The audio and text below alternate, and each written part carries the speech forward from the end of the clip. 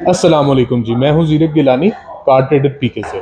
और आज हम जिस गाड़ी का रिव्यू कर रहे हैं वो है चंगान ओशान X7। और हम मौजूद हैं चंगान आदिल अशरफ मोटर्स पे। हम लोगों ने पहले जो रिव्यू किया था वो चंगान ओशान X7 का ही था, लेकिन वो कंफर्ट वेरिएंट था। ये फ्यूचर सेंस वेरिएंट है। इन दोनों वेरिएंट्स के अंदर कुछ थोड़े थोड़े डिफरेंसेस हैं। उन डिफरेंसेस में से पहला डिफरेंस ये है कि उसका जो रेडार है, रेडार उसके अंदर भी है यहाँ पे बम्पर के अंदर, लेकिन उसका जो रेडार है वो सिर्फ और सिर्फ यूज होता है ऑटो ब्रेकिंग के लिए। इसका जो रेडार है वो ऑटो ब्रेकिंग प्लस जो एडेप्टिव क्रूज कंट्रोल है उसके लिए यूज होता है। उसके अंदर डाउनहिल असिस्ट नहीं है, इसके अंदर डाउनहिल असिस्ट है। उसके अंदर वेलकम पैकेज नहीं है। वेलकम पैकेज का मतलब ये है कि अगर मेरे हाथ में चाबी है तो अभी वेलकम पैकेज हम आपको डिमॉन्स्ट्रेट करके भी दिखा देंगे। वेलकम पैकेज के अंदर ये होता है कि अगर मेरे पास चाबी है तो मैं जब गाड़ी के नज़दीक आता हूँ तो गाड़ी के अगर शीशे बंद हैं तो वो शीशे खोल के लाइट्स ऑन कर देती है और आपको वेलकम करती है। उसके अलावा इसके अंदर हीटेड एंड वेंटिलेटेड सीट्स हैं, उसके अंदर हीटेड वेंटिलेटेड सीट्स नहीं है। इसके अंदर डीवीआर है, उसके अंदर डीवीआर नहीं है। उसके अलावा इसके अंदर 360 डिग्री कैमरा है, उसके अंदर 360 डिग्री कैमरा नहीं है। और इन सारी चीज़ों के अलावा उसके अंदर ऑटो टेल गेट नहीं है, इसके अंदर ऑटो टेल गेट है। इन सारे डिफरेंसेस के अलावा इन दोनों गाड़ियों के अंदर कोई डिफरेंस नहीं है। उस गाड़ी का प्लस पॉइंट ये है कि वो 7 सीटर है, लेकिन 7 सीटर होने की वजह से वो थोड़ी सी पिछली सीट की जो स्पेस है उसको कॉम्प्रोमाइज कर जाती है। अगर आप कंफर्ट वेरिएंट का रिव्यू देखना चाहें तो नीचे डिस्क्रिप्शन में लिंक दिया हुआ है, आप वहां से देख सकते हैं। इन दोनों गाड़ियों की ड्राइव जो है वो भी हमने की है, उसका भी आपको एक ओवरव्यू जो है वो मिल जाएगा। और दोनों गाड़ियों का एक ही ड्राइव का ओवरव्यू है। तो इसके फ्रंट डिज़ाइन से शुरू करते हैं। अगर इसके हम फ्रंट डिज़ाइन पे, बल्कि इसके सबसे पहले कंपेटिटर्स पे आते हैं, क्योंकि ये 5 सीटर है तो इसके जो डायरेक्ट कंपेटिटर्स आते हैं उनके अंदर आती है MGHS, Hyundai Tucson, DFS के ग्लोरी, किया स्पोर्टेज। और उसके अलावा कौन सी गाड़ियां आ जाती हैं, यही 3-4 गाड़ियां जो इसके जो है ना डायरेक्ट कंपटीशन में आती हैं, जो इसकी क्लास में आती हैं। ये इस क्लास में होने के बावजूद थोड़ी बड़ी बनी हुई है, जिसकी वजह से इसके कंपटीशन के अंदर फॉर्च्यूनर भी आती है। फॉर्च्यूनर किस तरह इसके कंपटीशन में आती है, एक तो इसके अंदर जो 2.7 लीटर पेट्रोल वाला वेरिएंट है उससे ज्यादा टॉर्क है। और जो फॉर्च्यूनर है ये उससे चौड़ी है, लंबी थोड़ी सी कम है, शायद 0.6 इंच कम है लंबी, लेकिन चौड़ी ये फॉर्च्यूनर से ज्यादा है। इस वजह से फॉर्च्यूनर के डायरेक्ट कंपटीशन में अंदर भी आती है। फॉर्च्यूनर से बेहतर ऑप्शन ये कैसे हो सकती है? फॉर्च्यूनर से बेहतर ऑप्शन इस तरह हो सकती है कि ये अर्बन गाड़ी है, वो थोड़ी रफ है। उसके अलावा इन दोनों का प्राइस डिफरेंस बहुत ज्यादा है। फॉर्च्यूनर 1 करोड़ 60 लाख को भी क्रॉस कर गई हुई है, जबकि ये आपको top of the line variant जो top of the line variant है वो 87 लाख रुपीज का मिल जाता है फाइलर के लिए। और जो 7 सीटर वेरिएंट है इसके अंदर वो आपको 79 लाख रुपीज का मिल जाता है। और ये ऑफर सिर्फ और सिर्फ 31 जनवरी तक वैलिड है। 31 जनवरी तक इन दोनों गाड़ियों के ऊपर 3-3 लाख रुपया ऑफ चल रहा है। अगर हम इन दोनों गाड़ियों के कंपेटिटर्स की बात करें तो जो कंफर्ट वेरिएंट है वो डायरेक्ट कंपटीशन के अंदर चली जाती है, because it is a 7 seater car Sorento के साथ। और ये वाली जो गाड़ी है ये डायरेक्ट कंपटीशन के अंदर चली जाती है फॉर्च्यूनर, और वो भी फॉर्च्यूनर के साथ कंपटीशन में आती है क्योंकि फॉर्च्यूनर इज ऑल्सो 7 सीटर। और फीचर्स के लिहाज से इसका जो स्ट्रिप डाउन वर्जन है, जो कम फीचर्स वाला वर्जन है, उसके अंदर भी फॉर्च्यूनर से कुछ फीचर्स ज़्यादा ही हैं। तो इस वजह से ये दोनों वेरिएंट जो है फॉर्च्यूनर के साथ डायरेक्ट कंपटीशन के अंदर आते हैं। लेकिन प्राइस डिफरेंस इनका आधे से ज़्यादा आ जाता है। आपको फॉर्च्यूनर की ऑन रोड प्राइस जो है वो तकरीबन 180 तक की पड़ती है, 1 करोड़ 80 लाख रुपए तक आपको फॉर्च्यूनर पड़ जाता है, जबकि ये आपको 80 लाख रुपए का पड़ता है। तो इसके अंदर ऑलमोस्ट आधा प्राइस का डिफरेंस, आधे से ज़्यादा है। लेकिन जो है फीचर्स इसके अंदर ज़्यादा है, कंफर्ट इसके अंदर ज़्यादा है। कंफर्ट इसके अंदर ज़्यादा इस तरह है कि there are 2 type of chassis, 2 तरह की चेसिस होती हैं जो कि गाड़ी के अंदर इस्तेमाल की जाती है। एक मोनोकॉक चेसी होती है और एक लेडर फ्रेम चेसी होती है। लेडर फ्रेम चेसी के अंदर इस तरह होता है कि ladder frame Chesi is like एक चेसी जो होती है उसके ऊपर बॉडी अलहदा होती है। जो मोनोकॉक चेसी होती है वो दोनों चीज़ें जो होती हैं, गाड़ी की बॉडी और चेसी, दे आर 1 यूनिट। जो लेडर फ्रेम चेसी होती है उसके अंदर 2 बीम होते हैं जिसके ऊपर बॉडी को कसा गया होता है।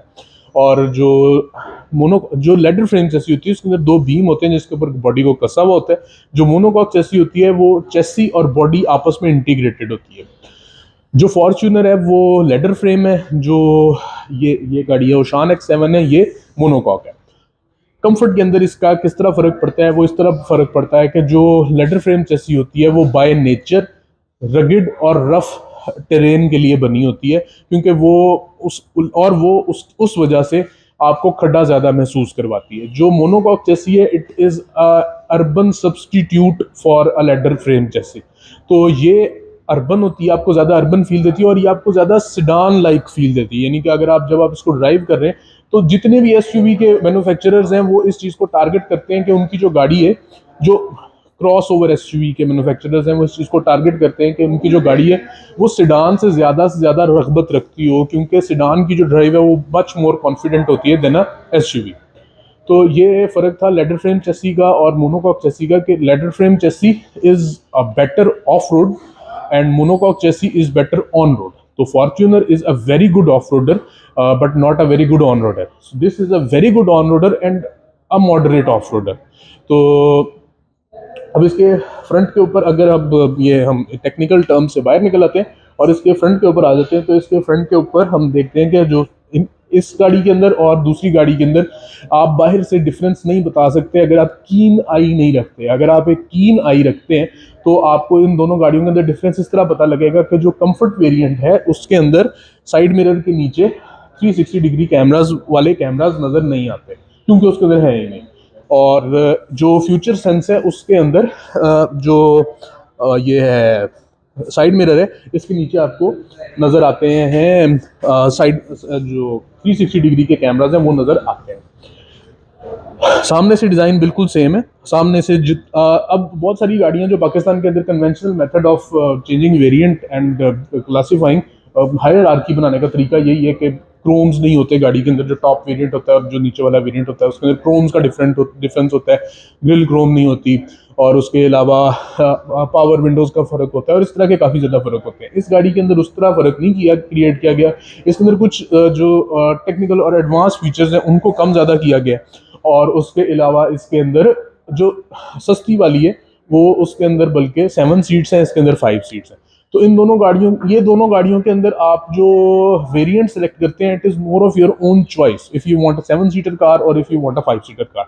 तो if you want a 7 seater car then you may have to sacrifice a little bit of, थोड़े से फीचर्स आपको सेक्रीफाइस करने पड़ेंगे, लेकिन जो है ना गाड़ी आपकी वो भी अपनी कंपटीशन वाली गाड़ियों से ज़्यादा फीचर्स आपको ऑफर करेगी। जो कंफर्ट वेरिएंट है वो सोरेंटो के साथ कंपटीशन में चली जाती है, और सोरेंटो के अंदर V6 आपको मिलता है, उसके अंदर इसके अंदर आपको V6 नहीं मिलता। लेकिन V6 के अलावा वाला जो वेरिएंट है इसके टॉप नंबर्स उससे भी ज़्यादा हैं, और फ्यूल एवरेज भी इसकी उससे ज़्यादा है। सोरेंटो के अंदर ये है कि Sorento is just like a bigger Sportage from inside. Interior उसका थोड़ा डेटेड महसूस होता है और वो ऐसे ही लगता है कि आप थोड़ी सी बड़ी स्पोर्टेज के अंदर बैठ रहे हैं, लेकिन इसका इंटीरियर उससे बहुत बेहतर है, बहुत खूबसूरत बना है, वाइट है तो इट इज़ अ प्रेफरेंस, लेकिन इसका इंटीरियर उससे बहुत ज़्यादा खूबसूरत बना हुआ है। तो कंफर्ट वेरिएंट जो है वो अपने जो कंपटीटर, जो मेन डायरेक्ट कंपटीटर बनता है सोरेंटो, उसको भी अपने फीचर्स, एवरेज और अपने टॉक नंबर्स के अंदर कम्पीट करती है। अब इसकी अगर हम साइड पे आ जाएं तो इसकी साइड के ऊपर कोई बहुत ज़्यादा चीज़ें नहीं है जो कि आपको बताई जा सकती हैं। हाँ, इसकी साइड की जो हाईलाइट है सबसे बड़ी वो इसके टायर्स हैं। इसके अंदर बीटी का टायर यूज़ किया गया है। ये सेम टायर है जो कि यूरोपियन गाड़ी हमारे पास आती है पीजोट, उसके अंदर भी आता है। और इसके अंदर जो रिम्स हैं वो सब, इसकी जो हाईलाइट वैसे भी है वो ये है कि इसके अंदर 19 इंच का टायर है। जितनी भी इसकी कंपेटिटर गाड़ियाँ उनके अंदर 19 इंच का टायर ऑफर नहीं किया जाता। इसका जो रिम है उसके अंदर जो बाकी की आपकी जितनी भी कन्वेंशनल गाड़ी है उसके अंदर आजकल रिम ब्लैक पियानो फिनिश और सिल्वर क्रोम टाइप के अंदर आपको जो है ना फिनिश प्रोवाइड की जाती है, लेकिन इसके अंदर इस तरह नहीं है। इसके अंदर सिर्फ जो है ना सिल्वर रिम है, लेकिन उसकी शेप बड़ी खूबसूरत है, टर्बाइन स्टाइल इसकी शेप है। ये मैंने अब जो कंफर्ट वेरिएंट है उसके अंदर भी डिस्क्राइब किया था और मैं इसके अंदर भी डिस्क्राइब कर देता हूँ कि अगर आप इसको बिल्कुल सामने से देखें तो इसी तरह होता है कि अगर आप एक एरोप्लेन का इंजन सामने से देखें जब वो स्टेशनरी होता है तो इसका डिज़ाइन बिल्कुल उस तरह का है। अगर हम इसकी पूरी साइड की तरफ जाते हैं तो इसकी पूरी साइड के अंदर कुछ ज़्यादा चीज़ें नहीं है, कुछ ज़्यादा एलिमेंट्स नहीं है। जिस तरह सारी गाड़ियों की साइड जो होती है वो जो है ना कंपैरेटिवली ब्लैंड ही होती है, क्योंकि ज़्यादा एलिमेंट्स देने की जगह नहीं होती, वहाँ पे देंगे तो वो बुरे लगते हैं।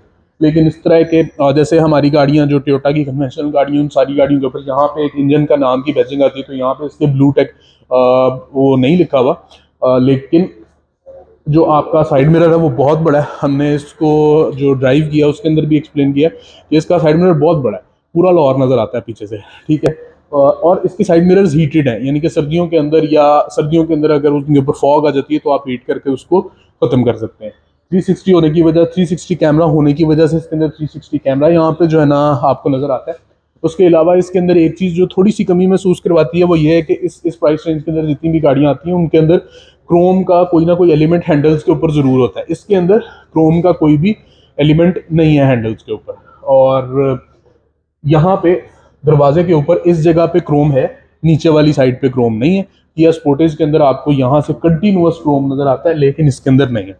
यहाँ पे आपको जो ये वाला पैनल है इसकी पियानो फिनिश मिलेगी, ये वाला पैनल भी पियानो फिनिश में है, और पीछे तक सारा कुछ, ये वाला जो पैनल है यहाँ पे भी एक छोटा सा पैनल है वो भी पियानो फिनिश में है, लेकिन क्रोम यहाँ तक चल रहा है, क्रोम यहाँ पे कंटिन्यूअस है। रूफ रेल है, रूफ रेल के अंदर ये रूफ रेल सिर्फ डिज़ाइन के लिए नहीं है, रूफ रेल इसकी फ्यूचर सेंस की भी फंक्शनल है और कंफर्ट की भी जो है ना फंक्शनल है, क्योंकि इसके ऊपर माउंटिंग पॉइंट्स मौजूद है। साइड से वापस थोड़ा सा आगे की तरफ को आते हैं और इसकी जो मल्टी टीयर हेडलाइट्स हैं और उसके बारे में बात करते हैं। मल्टी टीयर हेडलाइट्स जो टर्म है वो हमने सुनील मैन साहब से सीखी हुई है, कंफर्ट वाले वेरिएंट में भी आपको बताया है। तो मल्टी टीयर हेडलाइट के अंदर ये इसकी लो बीम, इसकी जो DRLs है और लो बीम है वो इधर ऊपर मौजूद है, हाई बीम और मेन लाइट जो है वो नीचे मौजूद है। मल्टी टीयर हेडलाइट का फायदा क्या है, क्योंकि सिर्फ और सिर्फ डिजाइन गिमिक तो नहीं होगा ना ये, क्योंकि डिजाइन गिमिक अगर करेंगे तो एक आपको जो सिंगल माउंटेड या हाई माउंटेड हेडलाइट है उसकी कॉस्टिंग में और इसकी कॉस्टिंग के अंदर फर्क तो आएगा कंपनी को। तो इसके अंदर और हाई माउंटेड हेडलाइट के अंदर और मल्टी टीयर हेडलाइट जो कि लो माउंटेड होती है उसके अंदर फर्क ये होता है कि अगर आपने कभी नोट किया हो तो जो बस ड्राइवर्स होते हैं उनको फॉग के अंदर या किसी भी जब क्रिटिकल ड्राइविंग सिचुएशन होती है उसके अंदर उनको काफ़ी आसानी होती है, और वो इसी वजह से होती है क्योंकि वो थोड़े ऊंचे बैठे हुए होते हैं और जो उनकी हेडलाइट्स होती हैं वो नीचे होती हैं। अब जो नीची हेडलाइट्स होती हैं वो ये कर रही होती हैं कि उनकी जो स्प्रेड है सड़क के ऊपर वो बहुत ज़्यादा होती है और वो ज़्यादा ब्रॉड रीजन को कवर कर रही होती है उसकी हेडलाइट। उसी तरह इसमें भी जो ड्राइवर है उसकी ड्राइविंग पोजीशन काफ़ी ऊंची है, और ड्राइविंग पोजीशन ऊंची होने की वजह से जो हेडलाइट है वो नीचे है, और नीची हेडलाइट जो है वो आगे जो सड़क के ऊपर विजन है वो बहुत ब्रॉड देती है। तो ये हमने कवर कर लिए इसके सामने वाले सारे के सारे मेजर फीचर्स। इसके अंदर यहाँ पे ग्रिल के अंदर ये जो है वो ये सामने 360 डिग्री कैमरा का ही एक एक्सटेंशन है। कंफर्ट के अंदर ये फ्रंट कैमरे के तौर पे यूज होता है क्योंकि 360 नहीं है। तो ये हमारे कवर हो गए सारे के सारे फ्रंट के फीचर्स और हमारी साइड। अब हम इसकी बैक साइड पे चलते हैं और देखते हैं कि इसके अंदर कंफर्ट के अंदर बैक साइड पे क्या क्या फ़र्क है और ये उससे किस तरह बेहतर है बैक साइड से। अच्छा जी, अब हम आ गए हैं इसकी बैक पे, और इसकी बैक में और जो कंफर्ट वेरिएंट है उसकी बैक के अंदर कोई ज़्यादा फ़र्क नहीं है। जो फ़र्क है, बल्कि कोई फ़र्क भी नहीं है, जो मेन फ़र्क है इसकी और जो कंफर्ट वेरिएंट है उसकी बैक में वो ये है कि इसके अंदर आपके पास ऑटो टेलगेट है। इसका ऑटो टेलगेट हम इधर से ही खोले जाएंगे क्योंकि उधर से हमें इसका लॉक नहीं मिल रहा। तो ये ऑटो टेलगेट इसके अंदर है जो कि कंफर्ट वेरिएंट के अंदर नहीं है। कंफर्ट वेरिएंट के अंदर मैनुअल टेलगेट ही है और ये शायद बाहर से ही बंद भी हो जाता है। ये बाहर से बंद हो जाता है, बाहर से खुल जाता है, और अगर खुलते हुए को दोबारा दबा देंगे तो जहाँ पे होगा वहीं पे रुक जाएगा, और फिर दोबारा कहेंगे तो वापस ऊपर चला जाएगा। अब इसके अंदर बूट स्पेस बहुत ज़्यादा है, इसके अंदर बूट स्पेस 1400 लीटर से भी ज़्यादा है। और इसके अंदर बूट स्पेस के अलावा ये जो सामने बूट स्पेस है उसके अलावा यहाँ पे भी थोड़ी थोड़ी जगह आप कोई चीज़ अगर फंसा के भी रखना चाहिए तो रख सकते हैं। और इसके अंदर एक और चीज़ है वो ये है कि इसके अंदर ये यहाँ पे इसकी जो इसका स्पेयर टायर है वो फुल साइज स्पेयर टायर तो नहीं है, लेकिन इसका जो स्पेयर टायर है वो इसकी नीचे वाली साइड पे माउंटेड है। और इसके अंदर पंक्चर किट है, इसके अंदर हैजर्ड साइन है, पंक्चर किट नहीं है हैजर्ड साइन है, और पंक्चर किट की जगह जैक है और बाकी सारी चीज़ें हैं।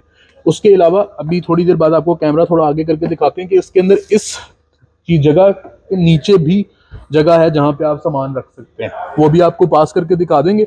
अच्छा, अब हम आपको वो दिखा देते हैं कि जो नीचे इसके स्पेस आपको बता रहे थे। तो अगर आप इसको यूं करके उठाते हैं तो यहाँ पे, अगर आप इसको यूं करके उठाते हैं तो सबसे पहले तो यहाँ पे ये इसकी सारी पंक्चर की जो किट है वो है, और इसके अंदर उन्होंने आपको हाई विजिबिलिटी जैकेट भी दी हुई है जो कि आप पहन के लोगों को वार्डन बन के भी डरा सकते हैं। तो उसके अलावा यहाँ पे भी आपके पास जगह है चीज़ें रखने के लिए, लेकिन यहाँ पे पीछे भी बहुत सारी जगह है जिसके अंदर आप बहुत सारा सामान रख सकते हैं जो आप लोगों को नहीं दिखाना चाहते। जो आप दिखाना चाहते हैं लोगों को वो आप इसके ऊपर यहाँ पर रखेंगे। उसके अलावा इसकी बैक में और उसकी बैक में कुछ ज़्यादा फर्क नहीं है। इसके अंदर एक आप उसको,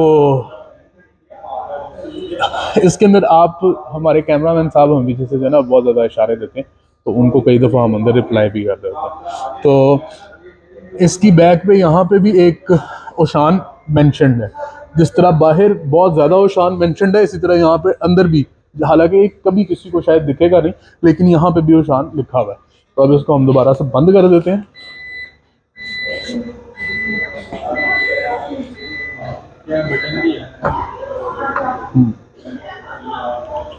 ये अब बंद हो गया। अब आपको इसकी बैजिंग, इसकी भी बैजिंग दिखा देते हैं कि बैजिंग के अंदर कोई फर्क नहीं है, लेकिन ओशान, ये ओशान ही है, ये उन्होंने बहुत बहुत ज़्यादा प्रोमिनेंट करके बताया है।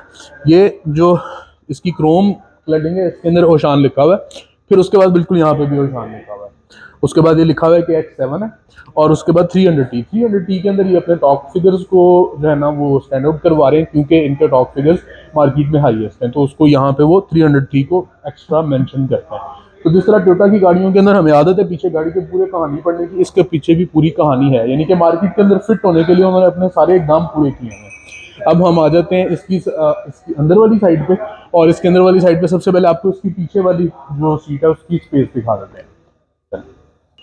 अच्छा जी, अब हम इसके अंदर जाने लगे, और इसकी जो स्पेस है वो ओपनिंग तो सेम है उसकी थी जितनी कंफर्ट वेरिएंट की, लेकिन कंफर्ट वेरिएंट में ना सीट कोई ऑलमोस्ट यहाँ पे जाके शुरू होती थी, इसकी सीट बहुत पीछे से शुरू हो जाती है, और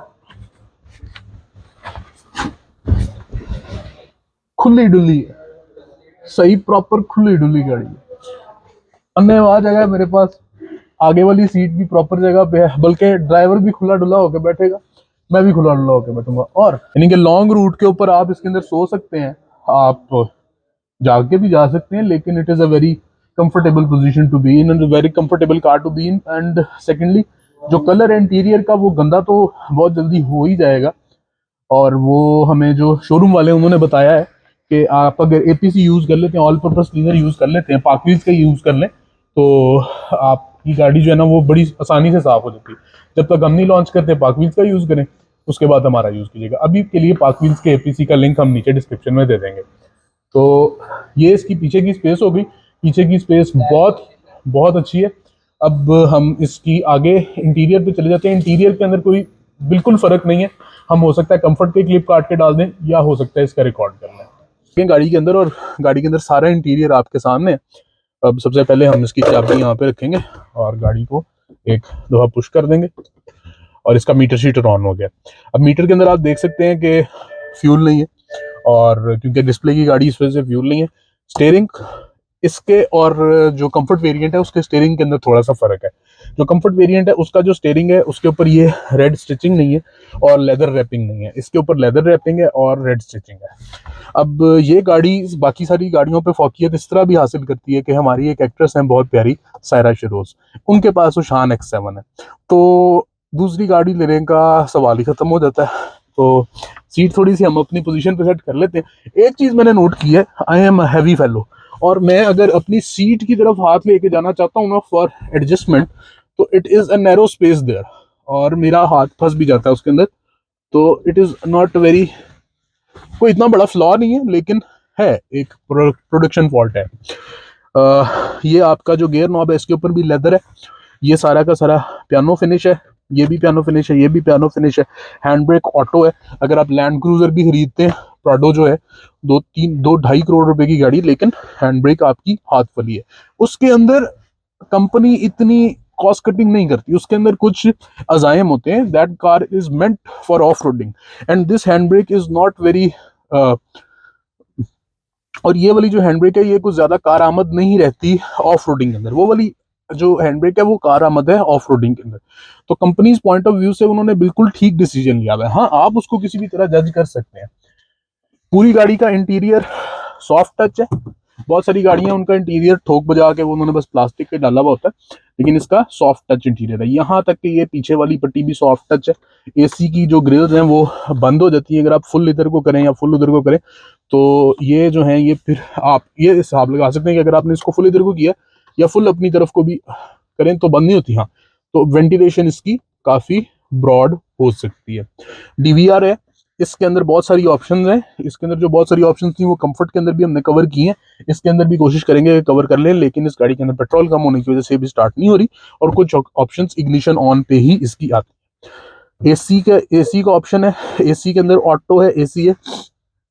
एसी दोनों गाड़ियों के अंदर जो कंफर्ट है और फ्यूचर सेंस है दोनों गाड़ियों के अंदर सिंगल जोन है।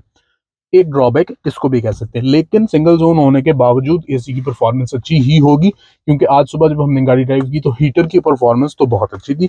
हीटेड सीट्स भी बहुत अच्छी तरह काम कर रही थी और वेंटिलेटेड सीट्स भी अच्छी तरह ही काम करती होंगी। हमारी तो हिम्मत नहीं पड़ी सर्दियों में वेंटिलेटेड सीट्स चेक करने की।